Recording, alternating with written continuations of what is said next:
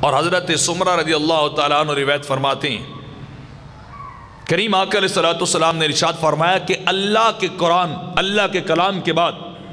4 کلمات ایسے ہیں جو پوری کائنات سے افضل ہیں اور جن کو اللہ بھی بڑا پسند فرماتا ہے،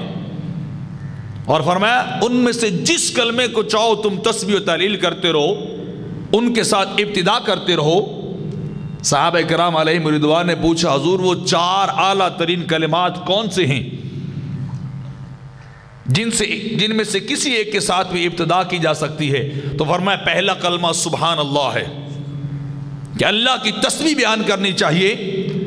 اور دوسرا کلمہ الحمدللہ ہے کہ اللہ کی حمد کو بیان کرنا چاہیے، اللہ کی تعریف کرنی چاہیے، اور تیسرا کلمہ لا الہ الا اللہ ہے کہ اللہ کی وحدانیت کو بیان کرنا چاہیے، اللہ کی وحدانیت کا پرچار کرنا چاہیے، اور چوتھا کلمہ اللہ اکبر ہے، اللہ کی بڑائی اور اللہ کی کبریائی کو بیان کرنا چاہیے۔ فرمایا یہ 4 کلمات اللہ کو بڑے پسند ہیں کہ پہلا کلمہ سبحان اللہ بندہ جب اپنی زبان سے ادا کرتا ہے میرا اللہ پاک ہے، میرا اللہ پاک ہے، اور دوسرا کلمہ اس کے بعد کہتا ہے کہ الحمدللہ تمام تعریفیں میرے اللہ کے لیے ہیں،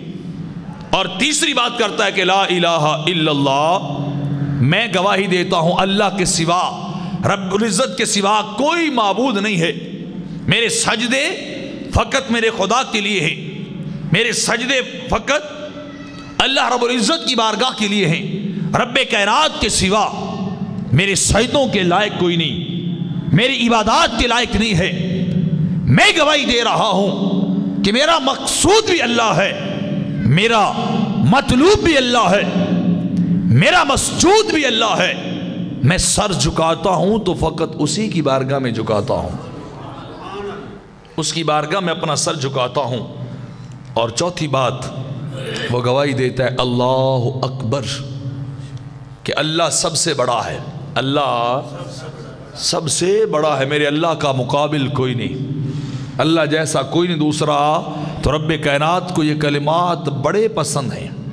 یہ کلمات رب کو بڑے پسند ہیں۔